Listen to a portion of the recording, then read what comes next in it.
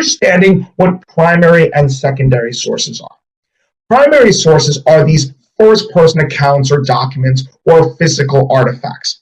Primary sources may include uninterpreted scientific data. I'm actually going to highlight that word there, uninterpreted, which means it's objective. It's raw data that's being presented without any sort of interpretation behind it. Now, secondary sources are documents or texts or images or objects about an event, often created by someone who references primary sources. So one thing to note is that secondary sources that include scientific data will also include an interpretation of that data. As a secondary source, when they're taking this raw data, they may already put in their own interpretations of that data. So primary source data tends to be a little bit more objective, where secondary source data can be a little bit more subjective sometimes, and not always, but sometimes. So again, secondary sources can often contain information that's not firsthand knowledge and could be, again, based on inferences. So we see that word there, inferences, which is very much related with interpreting data. They usually include the author's point of view and biases in addition to fact. So there's already a little bit of extra thought going behind secondary sources. So the next thing we'll take a look at deals with central claims and supporting details. Social studies passages contain central claims and supporting details. So let's differentiate what these are. Sometimes the author's central claim or main idea will be explicitly connected with what we call a call to action. In other cases, the author's point of view is more subtle. So a call to action might be, okay, this is the main idea, we should do this. That might be a call to action. Sometimes the author's point of view is a little bit more subtle. It may not be that explicit call to action. Social studies documents are persuasive when the authors write in order to influence people's ideas and actions. So when you're reading either a primary or a secondary source text, ask yourself a few questions. One, and this is the big one, who is the audience the author is writing for? If the audience is sort of like this, the general public, that may change what the author's central claim is, as opposed to if the author is addressing a specific group of people. Because sometimes when we talk to a specific group of people, we may have a different objective rather than talking to a more general population. Secondly, which side of the issue does the author support? And thirdly, what words or evidence does the author use to reinforce desired beliefs or challenge accepted beliefs? So what sort of phrases is the author using to either challenge the challenge previously made statements or to support statements? So let's take a look at this passage that deal as a little bit of practice here, just to understand how to tackle a social studies passage. We see here in the first paragraph, they talk about the Emancipation Proclamation, issued in 1863. And President Lincoln freed all people enslaved in the states that had seceded from the Union. This proclamation was explicitly not to be put into effect in slave states that had remained in the Union. The proclamation goes on as follows. I hereby enjoin upon the people so declared to be free to abstain from all violence, and make known that such persons of suitable condition will be received into the armed services of the United States to garrison forts, positions, stations, and other places, and to man vessels of all sorts. So we've got a lot going on here. In that first paragraph, we're seeing the background here. The Emancipation Proclamation given by President Lincoln to the states that had seceded from the Union, or to the slaves, rather, who are now being freed from the seceded, that had seceded from the Union. So that's what we have in paragraph 1. Paragraph 2 is saying that Abraham Lincoln is particularly freeing the people and welcoming them to join the U.S. Armed Services. So why would President Lincoln make this explicit claim here? What is it that President Lincoln's trying to accomplish? Well, by saying, hey, we're freeing all the slaves to join the Union, Well, in the middle of what's going on here, he's trying to make the position of trying to strengthen the union. And that brings us up to question number one.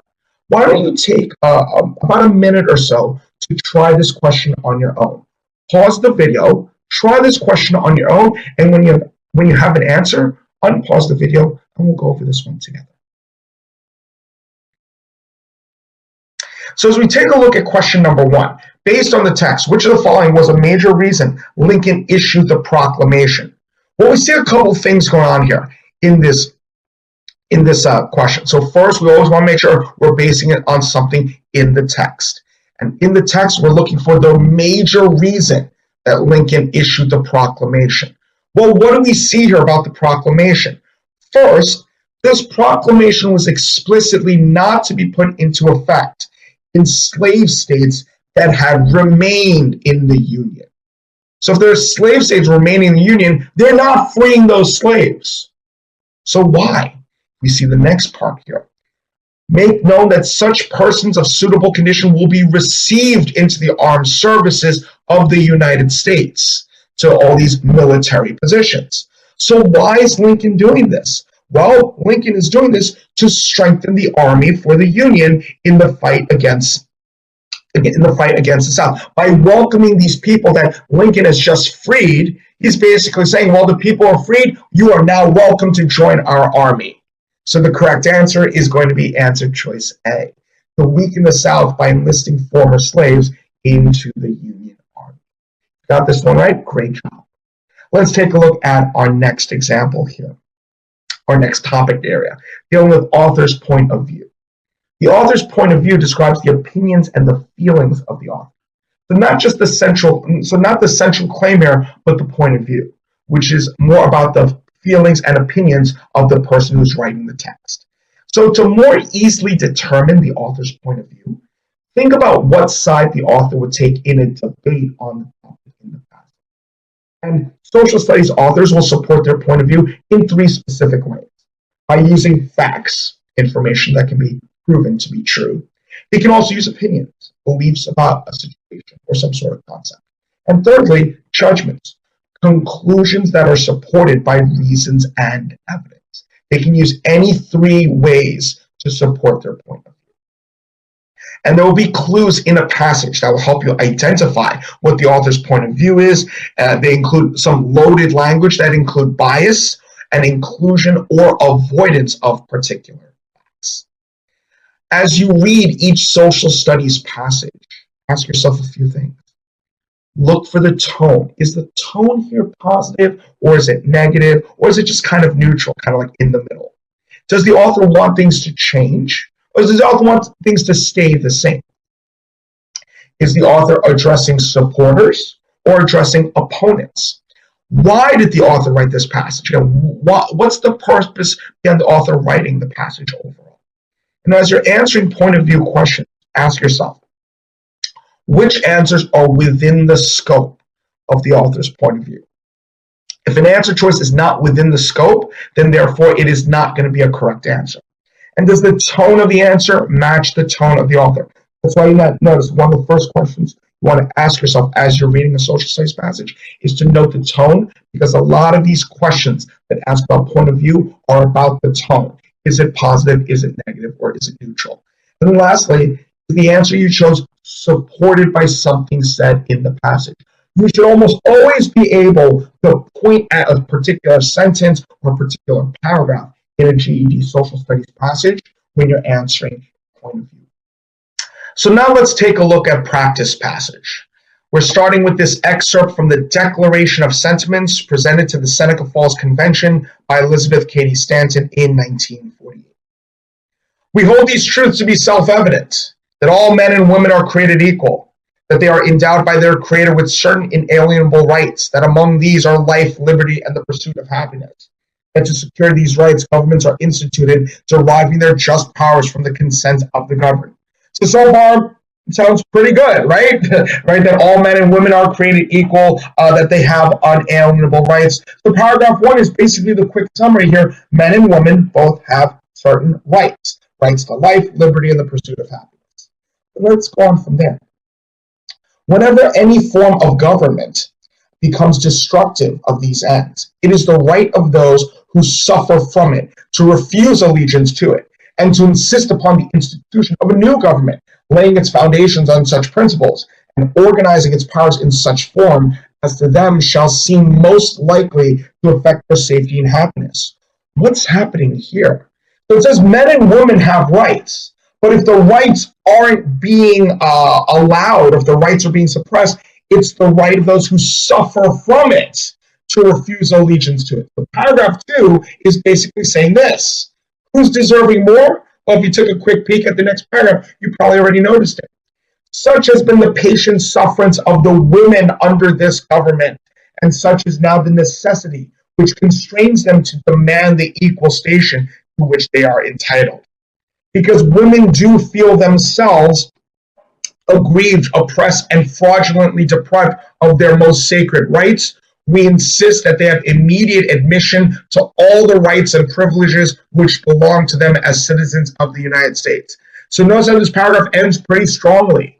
They're insisting that women have all the rights and privileges that men do. So here is where we see Stanton's claim here.